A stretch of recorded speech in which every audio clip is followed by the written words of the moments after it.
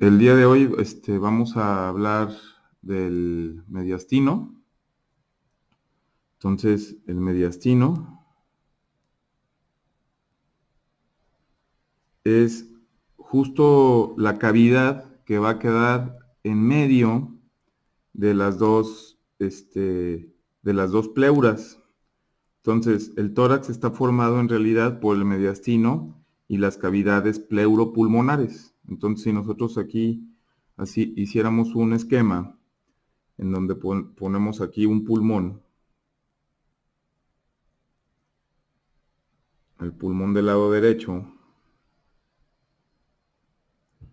y aquí pusiéramos el pulmón del lado izquierdo, que tiene aquí una lengüeta con sus recesos, y esto que estamos dibujando, más que los pulmones, fueran las pleuras, ¿verdad?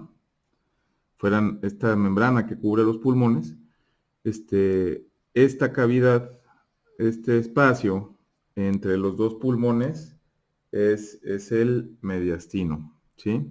Justo este espacio entre las dos cavidades pleuropulmonares, y este mediastino va a estar limitado en la parte posterior por la columna torácica.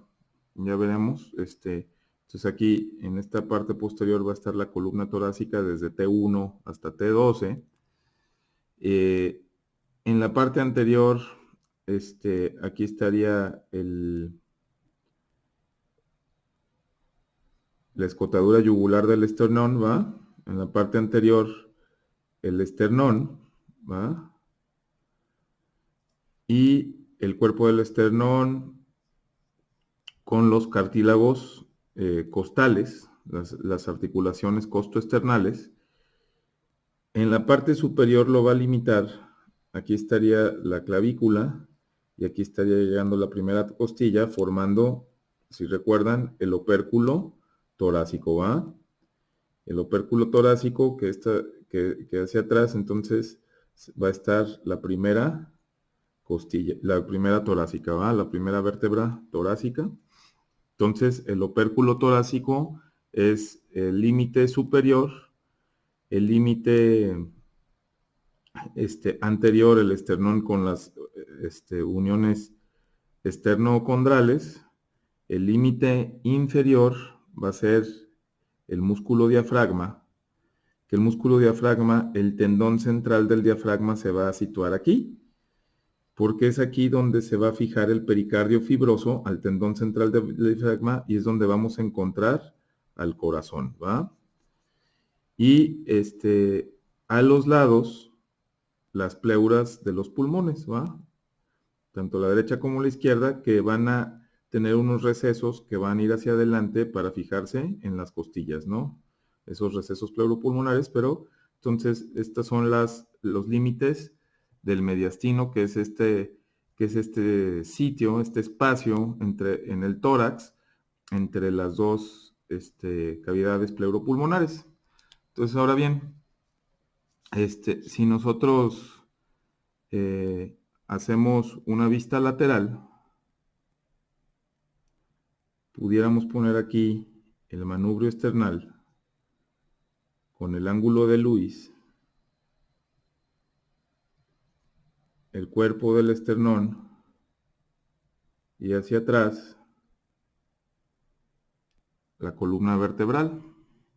Entonces, el mediastino, si lo vemos lateralmente, vamos a ver que si nosotros trazamos una línea recta en el ángulo de Lewis hacia atrás, vamos a ver que vamos a caer justo en el disco intervertebral entre entre T4 y T5, justo en este disco intervertebral.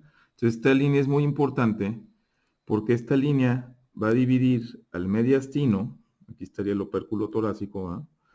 Esta línea del ángulo de Lewis hacia atrás, hacia el disco intervertebral de T4 y T5, me va a dividir el mediastino en un mediastino superior y en un mediastino inferior.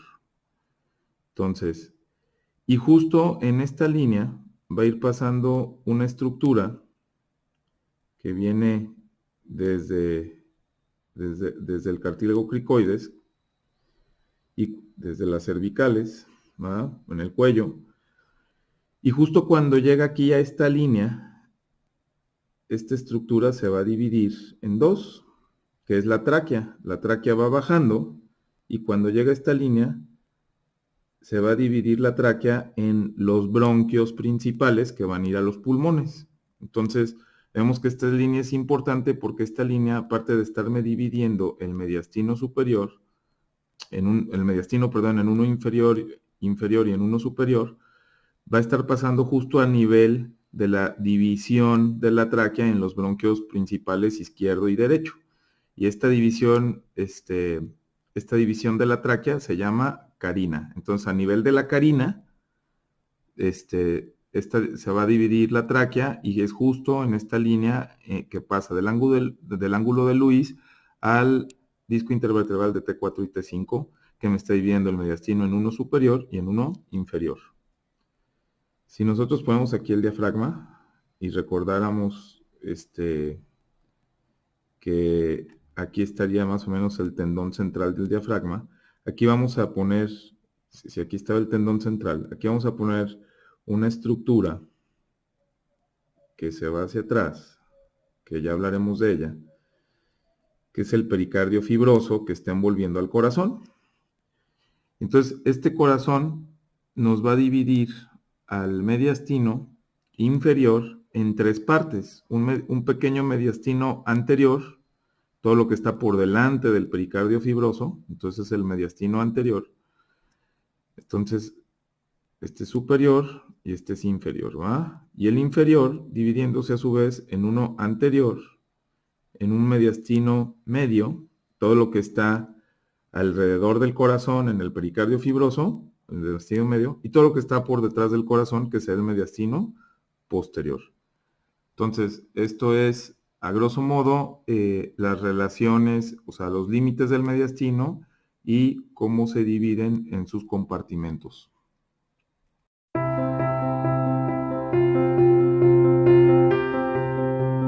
Entonces vamos a hacer una breve reseña de los elementos que conforman el mediastino.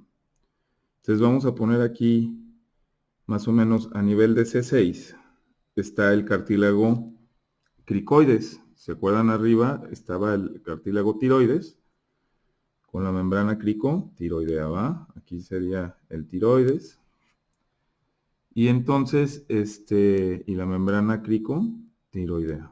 Esto es a nivel cervical, recordemos a nivel de C6, ¿va? El cartílago cricoides, ¿no? Y de ahí va a salir un tubo que lleva la vía aérea, que es la tráquea. Y va a tener una porción muy cortita, que es la porción cervical. Y la tráquea está conformado por cartílagos en forma de anillo, que son como herraduras, y por detrás tiene una membrana fibrosa, ¿no? Y esto va haciendo un tubo con una luz por donde pasa el aire. Entonces, esta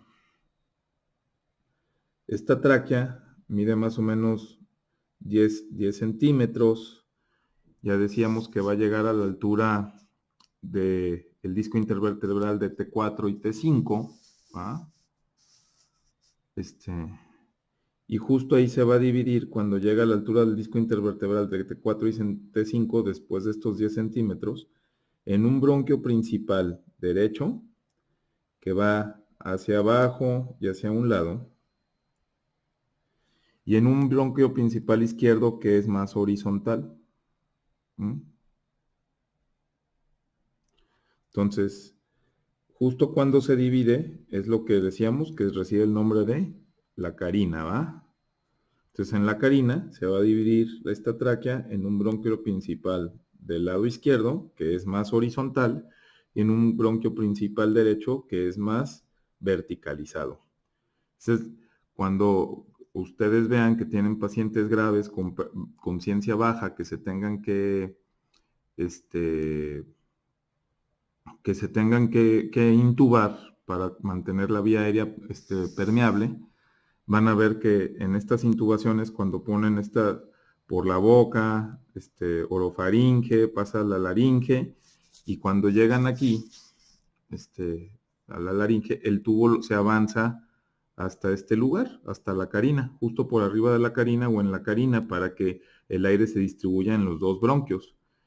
Si se mete de más el tubo, lo más probable es que se vaya al bronquio principal del lado derecho por la forma, ¿va? Entonces, y que este pulmón quede excluido de ventilación. Por eso es importante también este conocimiento anatómico. Entonces, esta tráquea, les decía, puede tener más o menos de 18 a 23 anillos traqueales, mide más o menos 10 centímetros, la luz, sobre todo en los recién nacidos, es tan pequeña como el dedo meñique del recién nacido, y vamos a ver que está en el mediastino superior, y vamos a ver que justo por delante de esta tráquea va a ir pasando una estructura venosa, que va en sentido oblicuo. Esto es derecho, esto es izquierdo, ¿va? En sentido oblicuo, que recibe el nombre de tronco brachiocefálico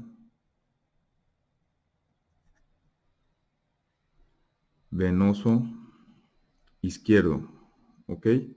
Este es el tronco venoso brachiocefálico izquierdo que se está formando por la unión de dos venas. Una vena que viene aquí en el cuello, que es la vena yugular interna del lado izquierdo.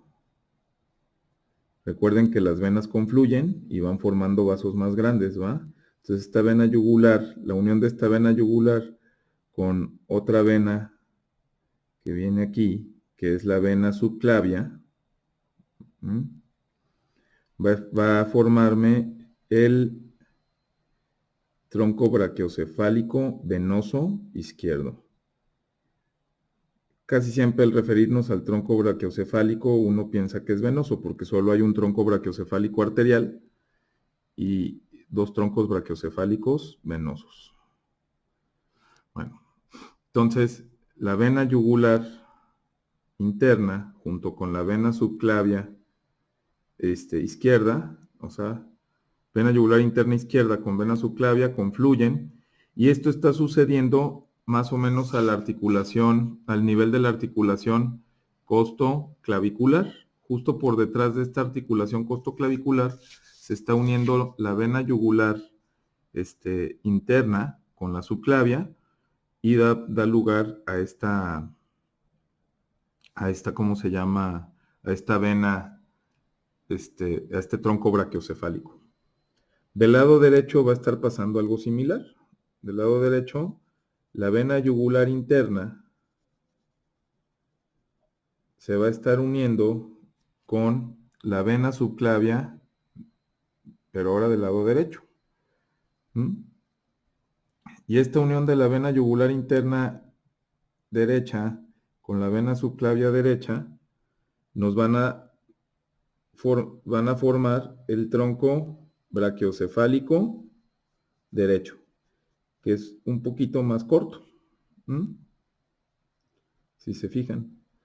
Esta tráquea, para que se ubiquen, aquí estarían las vértebras hacia atrás, o sea, más hacia atrás estarían las vértebras, y está un poco rechazada a la derecha. Ahorita veremos por qué. Entonces, este tronco brachiocefálico derecho, por la unión de la vena subclavia derecha y la vena yugular interna del lado derecho, forman este tronco brachiocefálico. Y la unión de los dos troncos brachiocefálicos, tanto el derecho como el izquierdo, van a formarme aquí una vena que va a ir directo al corazón y va a llegar a la aurícula derecha. ¿Ok? Pues aquí vamos a poner al corazón. Aquí vamos a poner el atrio derecho, aurícula derecha, llegando a esta vena cava superior. Es la vena cava, esta es la vena cava superior. ¿Ok? Entonces, se forma por la unión de los dos troncos brachiocefálicos y llega a la aurícula derecha. Ahora bien, vamos a ver que aquí abajo, o sea, y si nosotros pusiéramos más o menos una silueta cardíaca aquí, vamos a ver que del ventrículo izquierdo va naciendo hacia arriba una estructura vascular que se va a ir por enfrente del bronquio principal del lado izquierdo ahora. Y esta estructura vascular le va a ser lo que va a estar rechazando a esta tráquea, ¿va? Esta estructura vascular va a estar rechazando esta tráquea hacia el lado derecho, o sea, no en la mera línea, pero hacia el lado derecho. Entonces, esta estructura es, es la aorta, y la aorta tiene una porción pequeña que es ascendente, que va hacia, ya hablaremos de ella a detalle, pero va hacia arriba y hacia la derecha, y luego cambia abruptamente de dirección, de ir de anterior hacia posterior y de ir de derecha hacia izquierda, haciendo un arco, que es lo que se llama el cayado de la aorta, ¿va? O el arco aórtico. Y se va a ir primero por delante del bronquio principal derecho y luego se va a ir por atrás del bronquio principal derecho, ¿va? Luego hablaremos. Y cuando esta arteria hace su cayado, va a dar no las primeras ramas, pero va a dar sus ramas importantes en el cayado. La primera rama del cayado va a ser una rama que se va a ir aquí, hacia la derecha, se va a ir por detrás del tronco brachiocefálico, pero se va a ir por delante de la tráquea también. Y se va a ir para alcanzar la articulación esternoclavicular por detrás de estas estructuras venosas. Y justo aquí, por detrás de estas estructuras venosas, se va a ramificar. Acuérdense que las arterias se ramifican, se va a dividir en sus ramas colaterales, que va a ir medial a la vena yugular, que es la arteria carótida interna del lado derecho, y más posterior a esto va a venir una arteria, que es la arteria subclavia del lado derecho. La siguiente rama del cayado de la aorta va a ser la arteria carótida izquierda, que también va a ir medial, pero esta no se va a dividir, ¿no? De este lado, del lado izquierdo, la arteria subclavia va a salir justo del cayado de la aorta, ¿eh? Y se va a ir posterior para salir por detrás del tubérculo del isfranco del escaleno anterior en la primera costilla y convertirse esta arteria subclavia en arteria axilar, ¿va? Ya veremos eso. Pero si se fijan, del cayado aorto nace el tronco brachiocefálico arterial, nace la arteria carótida interna del lado izquierdo y nace la arteria subclavia del lado izquierdo. Son los tres elementos vasculares, las tres ramas del cayado de la aorta. Ahora bien, ¿qué otras estructuras vamos a tener? Esto está sucediendo en el mediastino superior. ¿Qué otras estructuras vamos a tener aquí? Pues vamos a tener también en una estructura linfoide, que vamos a poner aquí de un color como crema, que es justo por detrás del ángulo de Lewis y el manubrio esternal, en el mediastino superior y en el mediastino anterior, vamos a tener este órgano linfoide que llega hasta el mediastino inferior y superior, pero que es lo más anterior que hay, que va a involucionar en el joven en la adolescencia, que es el timo. ¿Va? El timo, y luego por detrás del timo, en el mediastino superior, está sucediendo todo esto, todas estas bifurcaciones, todas estas estructuras vasculares van bajando. ¿Y qué más estructuras tenemos? Pues tenemos otra estructura que está aquí por detrás del cartílago cricoides a nivel de la faringe. Por detrás de él se origina un tubo que es elástico y que es el esófago. Y el esófago viene desde arriba, va a ir por detrás de la tráquea, va por detrás de la tráquea y luego se sitúa en el mediastino posterior por detrás del pericardio fibroso. O sea, este tubo que lleva la comida va al mediastino posterior para atravesar el diafragma a nivel de T10 en el hiato esofágico que lo crea el pilar derecho del diafragma, ¿va? Entonces, esta estructura del esófago es una estructura importante. ¿Qué otras estructuras vamos a tener? Vamos a tener estructuras nerviosas.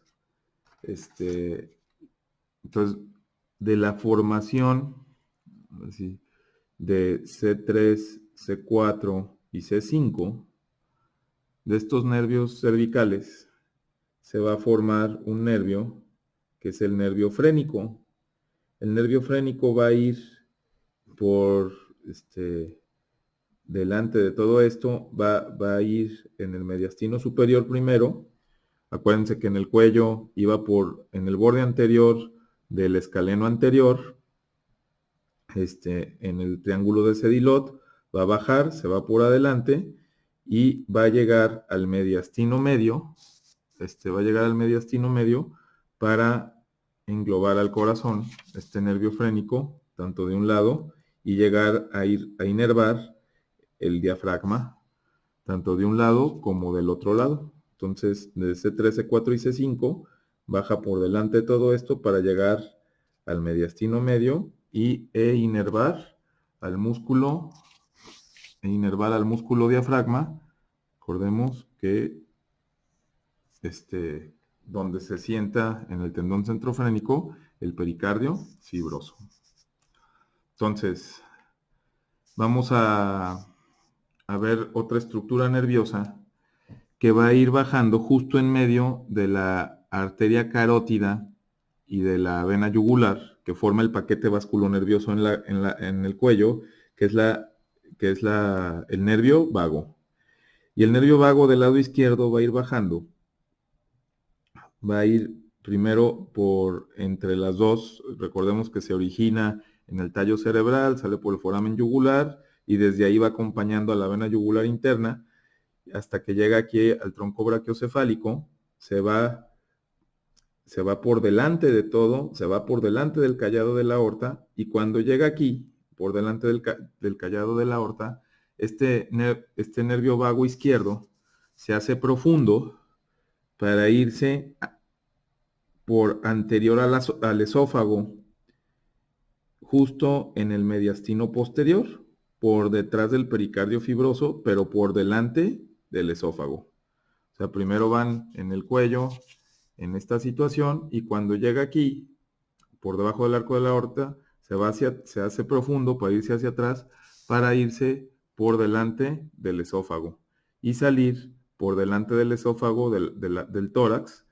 en una posición anterior al esófago, el nervio vago del lado izquierdo. El nervio vago del lado derecho va a ser lo mismo, va a ir entre la vena yugular y la arteria carótida, va a ir por delante de todo y también se va a ir al mediastino posterior, pero el derecho se va a ir por la porción posterior del esófago para salir también al nivel del hiato esofágico, pero ahora el del lado derecho por detrás del esófago. Entonces son el paquete vasculonervioso y los nervios vagos.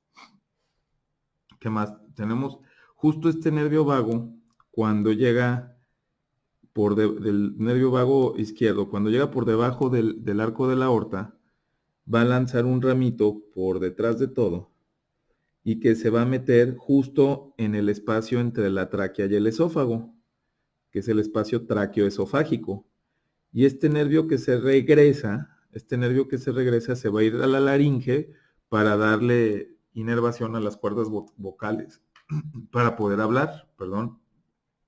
Entonces, este es el nervio laringio recurrente, que es rama del nervio vago, nervio laringio,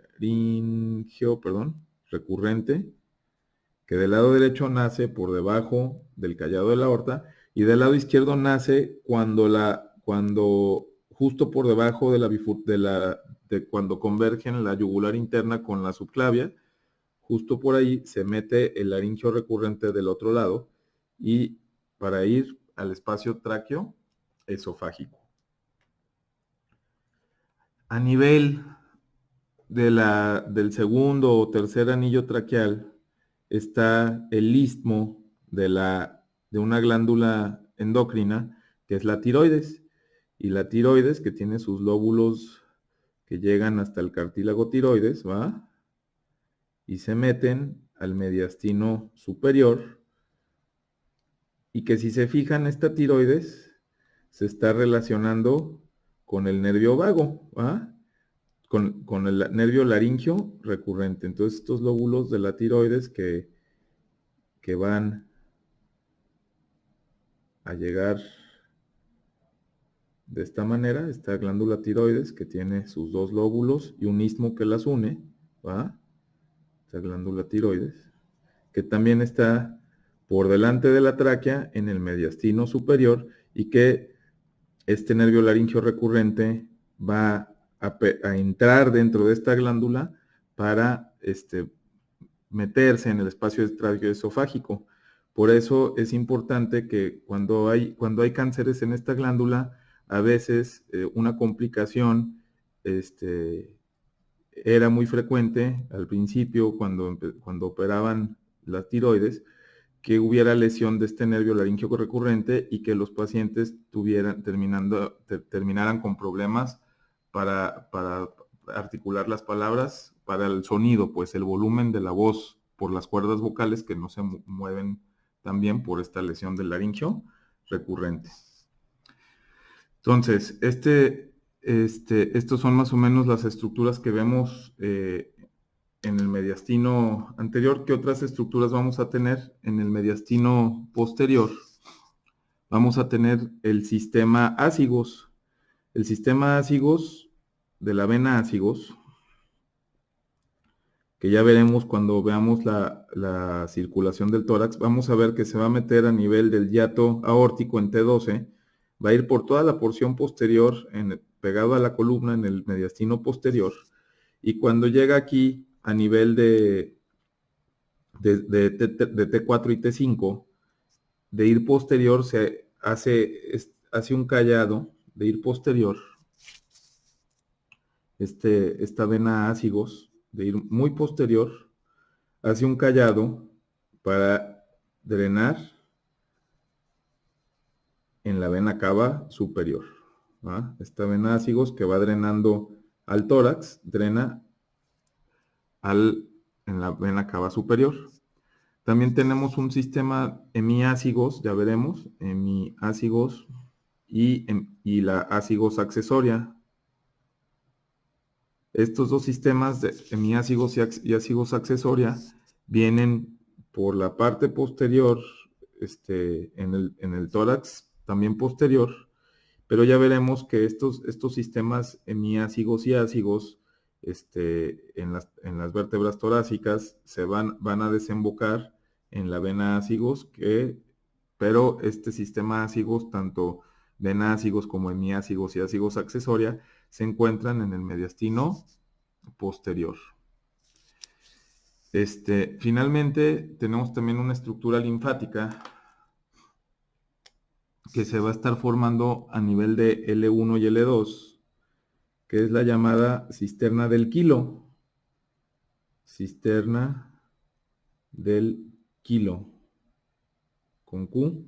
Y esta cisterna del quilo va a dar origen a un conducto que es el gran conducto torácico, es el mayor de todos en el cuerpo, va a entrar también a nivel del hiato esofágico, del hiato aórtico, perdón, acompañando a la vena sigos y a la aorta, se va a ir en el mediastino posterior y va a ir por toda la porción posterior, anterior a toda la columna torácica, pegado en el mediastino posterior, pero lo que va a hacer este conducto torácico es que va primero del lado más cargado hacia el lado derecho, y que cuando llega aquí a la altura de las primeras vértebras torácicas, este conducto torácico va por detrás de todo para drenar, drenar su contenido justo aquí, en la unión de la vena yugular interna con la vena subclavia izquierda, ¿va? Entonces, y del lado izquierdo, ¿sí? Del lado derecho no sucede eso, eso solo está sucediendo del lado izquierdo. Y así más o menos, y tenemos a grosso modo lo que es las estructuras en la porción anterior del mediastino, en la porción media y en la porción posterior del mediastino.